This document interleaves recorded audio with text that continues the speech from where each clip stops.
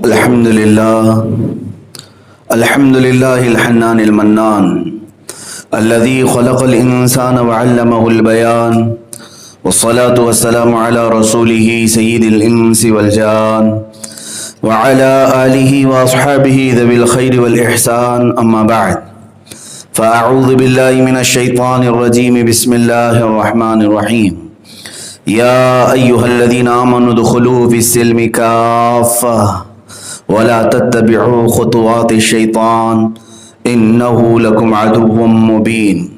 صدق الله مولانا العظيم وبلغنا رسوله النبي الأمين المتين المختار الكريم، ونحن على ذلك من الشاهدين والشاكرين والحمد لله رب العالمين. بارگاہ رسالت معاب صلی اللہ تعالیٰ علیہ وسلم میں درود پاک کا ہدیہ پیش کریں. اللہم صلی علی سیدنا و مولانا محمد معدن الجود والکرم وآلہ واصحابہ الکرام وابنہ الکریم وبارک وسلم صلاة دائمة سرمدا ابدا. اللہ عز و جل قرآن حکیم میں ارشاد فرماتا ہے، اے ایمان والو، اسلام میں پورے کے پورے داخل ہو جاؤ. یہ آیت کریمہ اس لیے نازل ہوئی تھی کہ جو نئے اسلام میں داخل ہوئے انہوں نے یہ کوشش کی تھی کہ ہم پرانے طریقوں کو بھی اپنائیں اور اسلامی طریقوں کو بھی اپنائیں. تو اللہ عز و جل نے فرمایا نہیں، اسلام اگر تم نے قبول کیا ہے تو پورے کا پورا اسلام ہی قبول کرو. جیسے حضرت عبداللہ بن سلام رضی اللہ تعالیٰ عنہ صحابی رسول ہیں، لیکن پہلے یہ ایک یہودی عالم تھے اور بہت بڑے عالم تھے تورات کے، انجیل کے. تو جب وہ اسلام میں آئے انہوں نے اپنی نشانیاں حضور صلی اللہ تعالیٰ علیہ وسلم کی بارگاہ میں دیکھی تھی، ملاحظہ کیا تھا. جب اسلام میں آئے تو وہ اپنے ایک پرانے طریقہ پر بھی عمل کرنا چاہتے تھے. وہ کیا ہے؟ یہودی مذہب میں اونٹ کا گوشت حرام ہے، اونٹ کا گوشت کھانا حرام ہے، اور امت محمدیہ میں حلال ہے. ہمارے لیے اونٹ کا گوشت حلال کیا گیا ہے. حلال کا مطلب فرض اور واجب تو نہیں، کمپلسری تو نہیں کہ ہر مسلمان اونٹ کا گوشت کھائے، ضروری نہیں. تو حضرت عبداللہ بن سلام رضی اللہ تعالیٰ عنہ نے یہ سوچا کہ میں اسلام میں داخل ہو چکا ہوں، اسلام میں اونٹ کا گوشت کھانا فرض اور واجب تو نہیں کھاؤں گا تو کوئی گناہ تو نہیں. اگر نہیں کھاتا تو اسلام پہ بھی عمل ہو جائے گا اور یہودی مذہب پہ بھی عمل ہو جائے گا. یہودی مذہب میں کھانا حرام ہے، دونوں پر عمل کر لوں گا. رب تبارک و تعالیٰ نے آیت نازل فرمائی، نہیں، پچھلے ادیان کو اس میں ملاتے ہوئے اسلام پر عمل نہ کرو. اے ایمان والو، اسلام میں داخل ہوئے ہو تو پورے کے پورے اسلام میں داخل ہو جاؤ. آپ فخر کے ساتھ کہو کہ میں مسلمان ہوں، فخر کے ساتھ کہو کہ میں شریعت محمدیہ کو فالو کرنے والا ہوں، اس کی پیروی کرنے والا ہوں. آج ہمارے حالات بھی اس طرح کے ہو چکے میرے عزیزوں، خصوصاً ہندوستان کے مسلمان جو دوسرے کلچر ایڈاپٹ کیے ہوئے ہیں اور اسلام میں آنے کے بعد بھی وہ چیزیں برقرار رہ گئیں. پرانے مسلمان ہو سکتا ہے جو نئے اسلام میں داخل ہوئے تھے تو انہوں نے کچھ پرانے کلچر اپنے درمیان باقی رکھ لیے جو آج ہمارے لیے ایک فتنہ اور ایک بلا بن چکے ہیں. جیسے آج کے اس پرفتن ماحول میں بہت ساری چیزوں کو لے کر کے لوگ کشمکش میں ہیں اور اسلام کے خلاف بحث بازیاں ہوتی رہتی ہیں. خصوصاً ان ایام میں دیکھ رہا ہوں کہ اسلام مخالف جتنے پروپیگنڈے ہیں وہ سب آج ٹوٹ پڑے ہیں جہیز کے متعلق. ایک خاتون نے اپنا ویڈیو بنا کر خودکشی کر لی ندی میں چھلانگ لگا کر، اور اس کا کارن اور اس کا سبب جہیز کو بتایا گیا، جس کی وجہ سے وہ موت کے ہتھ کنڈے پہ چلی گئی یا سوسائڈ کر لی. یہ الگ بات ہے کہ سوسائڈ اور آتم ہتیا، خودکشی، اس کا کیا حکم ہے، اس پر میں بعد میں بات کرتا ہوں. لیکن جو ایشو لے کر کے آج سب جگہ بحث بازیاں ہو رہی ہیں کہ جہیز کے نام پر عورت مر گئی، خودکشی کر لی، یہ جہیز کیا ہے؟ دو طریقے کے گفتگو سننے کو ملتی ہے. بعض کہہ رہے ہیں کہ جہیز تو سنت ہے. حضور پاک صلی اللہ تعالیٰ علیہ وسلم نے حضرت فاطمہ الزہرا رضی اللہ تعالیٰ عنہا کو دیا تھا اپنی بیٹی کو، تو اس کو پوری طور پر ہم لعنت نہیں کہہ سکتے، جہیز خراب ہے اس طرح سے نہیں کہہ سکتے. ایک طبقہ اس طرح کی گفتگو کر رہا ہے، اور دوسرا ایک طبقہ ہے جو یہ کہہ رہے ہیں کہ نہیں، بالکل یہ غلط رسومات میں سے ایک ہے اور جاہلانہ طریقہ ہے. مطالبہ کرنا کسی کے لیے، مانگنا جائز نہیں مسلمان کے لیے. تو یہ ڈیبیٹ کے اندر لوگ ہم سے سوال بھی کر رہے ہیں کہ آیا جہیز کا کوئی شرعی حکم ہے یا نہیں.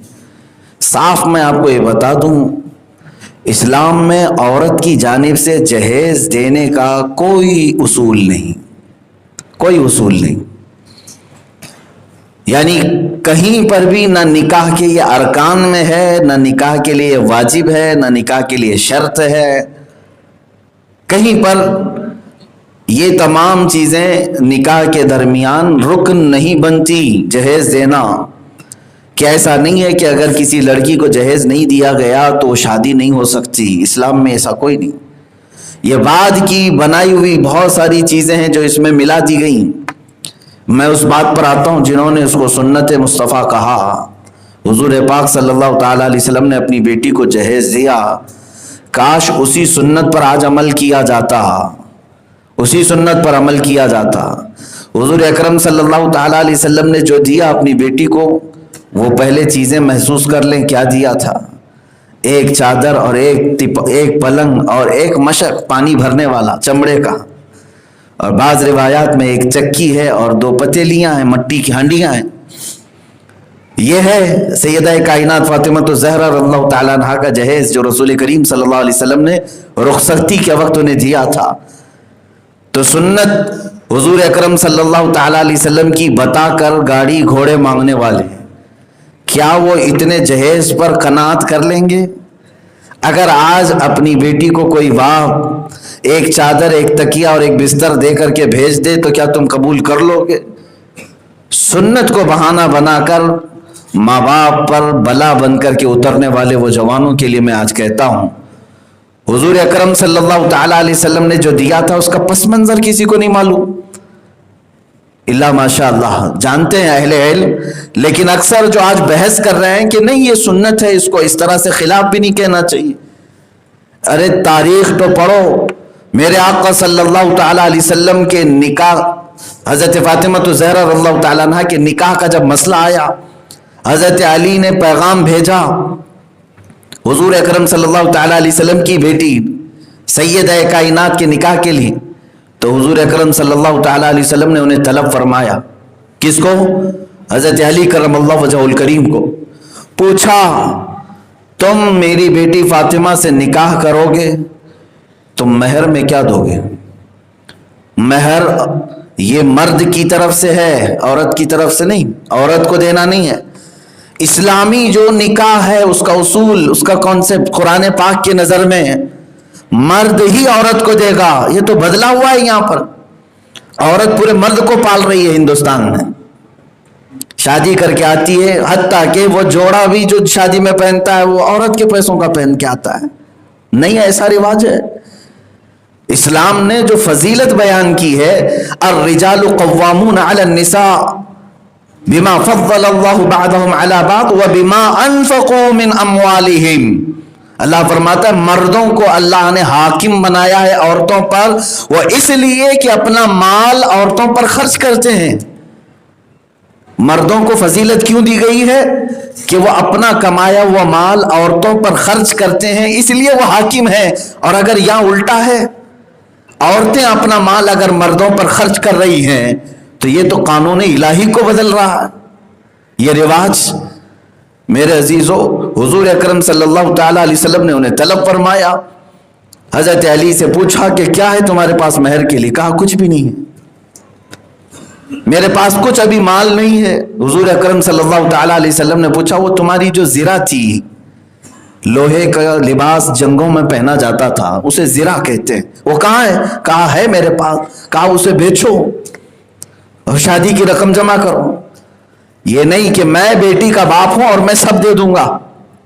حضرت علی رضی اللہ تعالیٰ عنہ نے اپنے وہ لوہے کی زرہ حضرت عثمان غنی رضی اللہ تعالیٰ عنہ کے ہاتھ بیچ دی.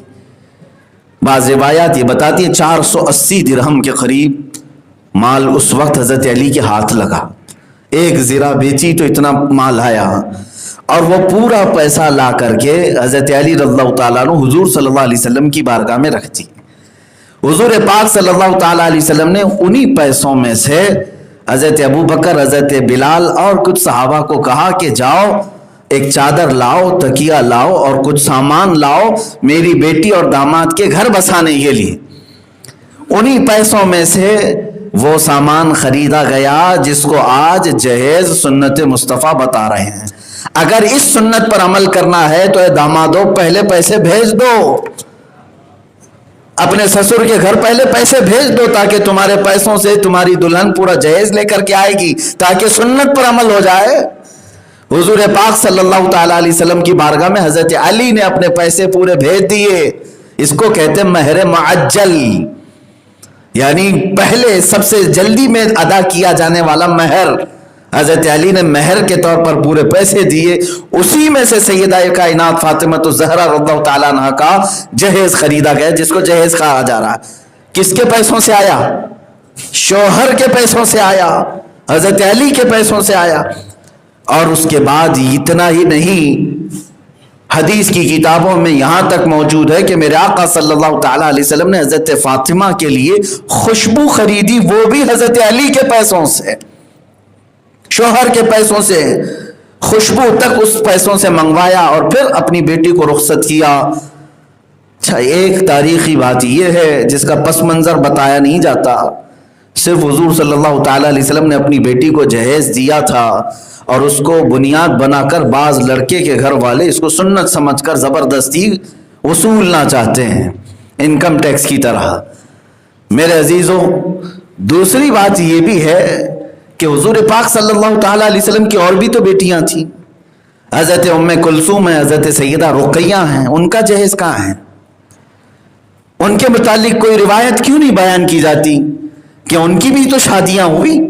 حضرت سیدہ زینب، حضرت ام کلثوم اور حضرت رقیہ رضی اللہ تعالیٰ عنہ دونوں کی شادیاں حضرت عثمان غنی سے ہوئی. لیکن کہیں پر بھی نہیں ملتا کہ حضور اکرم صلی اللہ تعالیٰ علیہ وسلم نے ان بیٹیوں کو رخصت کرنے کے وقت چادر، تکیہ اور پلنگ جیسے حضرت علی کے پیسوں سے دیا تھا ایسے ان کو دیا ہے. ایسا کہیں نہیں ملتا. وہ فطرتاً بات یہ تھی کہ حضرت علی حضور صلی اللہ علیہ وسلم کے پروردہ تھے. حضور صلی اللہ تعالیٰ علیہ وسلم نے ہی ان کو اپنے گھر میں پالا تھا. وہ اگرچہ ان کے چچا کے بیٹے تھے لیکن بچپن سے میرے آقا نے ان کو پالا تھا. ایک طرف اپنا پروردہ بھتیجا بھائی ہے اور دوسری طرف اپنی سگی بیٹی ہے، تو دونوں کے گھر بسانے کے لیے سرپرستی تو رسول پاک ہی فرمائیں گے. اتنا ہوا تھا. یہ ہے جہیز کے متعلق جو روایات میں لوگ کشمکش میں مبتلا ہیں. میں اس کی وضاحت کرنا چاہتا ہوں. عزیزان گرامی، اب آتی ہے بات جو یہاں کے رسم و رواج کو میں کہتا ہوں یہ ہندوانہ رسم و رواج ہیں. یہاں پر ہندوستان میں ہندوؤں کے اپنے اصول یہ تھے کہ جب بیٹی کی شادی کر دی جائے تو سارا مال اس کو دے کر رخصت کر دیں، اس لیے کہ بیٹیوں کا باپ کے حصے میں، باپ کی وراثت میں کوئی حصہ نہیں رکھا جاتا.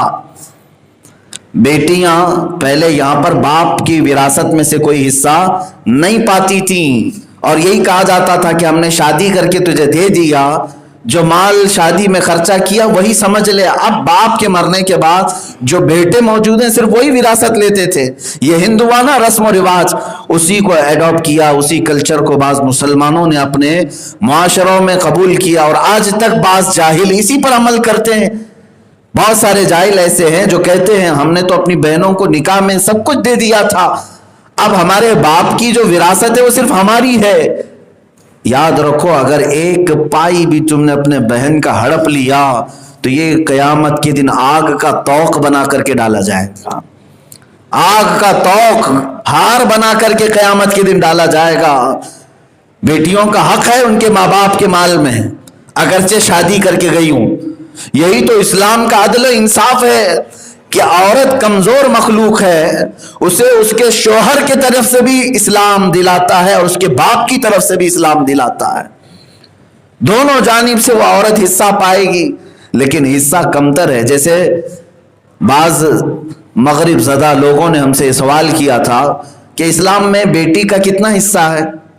کہا قرآن پاک میں للذکر مثل حظ الانثیین، مرد کو اگر ایک حصہ دیا جائے گا باپ کے مال میں سے تو عورت کو، بیٹی کو آدھا حصہ دیا جائے گا۔ یا یوں سمجھ لیں باپ نے 30,000 روپے چھوڑے ہیں، ایک بیٹا ہے ایک بیٹی ہے، کتنا دیا جائے گا؟ تو ہم نے کہا 20,000 لڑکے کو، 10,000 لڑکی کو دیا جائے گا، یعنی دگنا لڑکے کو ملے گا، ایک حصہ لڑکی کو ملے گا۔ تو جھٹ سے انہوں نے اعتراض کیا یہ تو اسلام کا ظلم ہے بیٹیوں کے اوپر، بیٹی کمزور ہے، بیٹی کماتی نہیں ہے، باوجود اس کے اسلام نے اس کو آدھا رکھا، بیٹے کو اتنا زیادہ دیا ہے، بیٹا تو کما سکتا ہے۔ تو ایک طرفہ یہ اعتراض ہے۔ میرے عزیزو، اسلام نے ایک رتی برابر بھی کسی پر ظلم نہیں رکھا۔ یہاں اپنے باپ کے ذریعے سے وہ آدھا ضرور پا رہی ہے، لیکن جہاں وہ نکاح کر کے جاتی ہے اپنے شوہر سے بھی اپنا ترکہ ضرور پاتی ہے۔ تو دو جانب سے اسلام نے اس کو وراثت میں حصے دار بنایا ہے، وہ مرد کے برابر ہی مال پاتی ہے۔ اے مسلمانوں، اسلام میں داخل ہو جاؤ، پورے کے پورے جو قوانین میرے آقا صلی اللہ تعالی علیہ وسلم کی شریعت کے ہیں اسی کو اپنا حرز جان سمجھو، وہی ہماری کامیابی کی ضامن ہے۔ باقی دوسروں سے لیا ہوا کلچر تمہارے لیے زیب نہیں دیتا۔ اب رہی بات، اس جہیز کو آج اس طرح سے بنا دیا گیا ہے کہ جیسے لگتا ہے شادی میں یہ فرض اعظم ہے، اس کے علاوہ شادی میں کیا چیز فرض ہے کیا واجب ہے پوچھو نہ دولہے کو معلوم نہ دلہن کو معلوم۔ نکاح کر رہے ہو، نکاح کے ارکان کیا ہے، نکاح کن چیزوں سے ہوتا ہے اسلام میں، یہ معلوم ہی نہیں ہے۔ ہاں اتنا ضرور معلوم ہے کہ دولہا ایک اعلیٰ قسم کا جوڑا پہنے، دلہن ایک اچھا سا گھونگھٹ پہنے، اور پھر ڈھیر سارا جہیز لے کر کے آئے، یہی شادی ہے۔ یہ شادی اوپری چیزیں بنائی ہوئی ہیں میرے عزیزو۔ ان تمام چیزوں میں میں حدیث رسول سناتا ہوں۔ اللہ کے نبی صلی اللہ تعالی علیہ وسلم سے پوچھا گیا، اے رسول پاک صلی اللہ علیہ وسلم، سب سے زیادہ برکت کس نکاح میں ہوگی؟ حضور پاک صلی اللہ علیہ وسلم فرماتے ہیں، ان اعظم النکاح برکتا ایسر مؤنتا، سب سے زیادہ اس نکاح میں برکت ہوتی ہے جس میں خرچہ کم کیا جاتا ہے۔ کم خرچے میں جو نکاح ہوا اس نکاح میں اللہ تعالیٰ بہت برکت رکھتا ہے۔ یہاں تک کہ حضور اکرم صلی اللہ علیہ وسلم نے ارشاد فرمایا، نکاح کو آسان بناؤ کہ زنا کرنا مشکل ہو جائے۔ کیا الٹ نہیں دیا آج لوگوں نے؟ زنا کرنا آج آسان ہو گیا ہے اور نکاح کو اتنا بھاری بنا دیا گیا، لڑکا بھی سوچتا ہے لڑکی بھی سوچتی رہتی ہے، لڑکی کا باپ سوچتا ہے ابھی اتنا مال جمع نہیں ہوا کیسے نکاح کروں، لڑکا یہی سوچتا رہتا ہے کہ اس کو نکاح کر کے لاؤں تو کہاں رکھوں۔ ایک مشہور تابعی سعید ابن مسیب رضی اللہ تعالیٰ عنہ کے متعلق بتاتا ہوں، جن کی بیٹی کا بڑا چرچا تھا، خوبصورت خوب سیرت پرہیزگار بیٹی، بڑے بڑے خاندانوں سے نکاح کا پیغام آیا۔ حضرت سعید ابن مسیب رضی اللہ تعالیٰ عنہ نے اپنی بیٹی کا نکاح نہیں کیا تھا۔ ان کی محفل میں ایک نوجوان آیا کرتا تھا، فجر کی پابندی کرتا تھا، فجر کی نماز کی ہمیشہ پابندی کرتا اور درس میں بیٹھا رہتا، اس کے اخلاق سے آپ بہت خوش تھے۔ اچانک وہ ایک دن غائب ہو گیا، ایک دن نہیں آیا، 2 دن نہیں آیا، 3 دن نہیں آیا۔ تو آپ نے کہا کہ فلاں جو نوجوان آتا تھا پابندی سے کئی مہینوں سے دیکھتا ہوں، کہاں ہے؟ لوگوں نے جا کر کے اس کو اطلاع دی تو وہ آیا۔ سعید ابن مسیب مدینے کے سب سے افضل ترین تابعی ہیں۔ آپ نے پوچھا کہ تو اچانک غائب کیوں ہو گیا مسجد نبوی سے؟ کہنے لگا کہ حضور میری بیوی کا انتقال ہو گیا، وہ فوت ہو گئی تو میں مصروف ہو گیا گھر کے کام کاج میں اکیلا ہو جاتا ہوں، گھر میں اور کوئی نہیں ہے۔ تو آپ نے فرمایا کیا دوسری شادی نہیں کرتا؟ اس نے کہا مجھ جیسے فقیر کو کون اپنی بیٹی دے گا، اب میرے پاس اتنا مال نہیں ہے کہ میں مہر دے کر کے کسی کی بیٹی نکاح میں لے آؤں۔ حضرت سعید ابن مسیب رضی اللہ تعالیٰ عنہ نے اس نوجوان کو طلب کیا اور کہا کیا تیرے پاس 2 درہم ہیں؟ کہا کہ ہاں 2 سے 10 درہم تک تو میرے گھر میں موجود ہے، وہ لے کر کیا میں اپنی بیٹی تیرے ساتھ نکاح کرتا ہوں۔ وہ مدینہ طیبہ کی مشہور عابدہ زاہدہ جس کے نکاح کے پیغام بڑے بڑے لوگوں کے ہاں سے آتے تھے، حضرت سعید ابن مسیب رضی اللہ تعالیٰ عنہ صرف 2 درہم کے عوض میں اپنی بیٹی اس کو بیاہ دی، ایک فقیر کو۔ یہاں سے یہ پتہ چلتا ہے کہ اسلام نے نکاح کو آسان بنایا ہے۔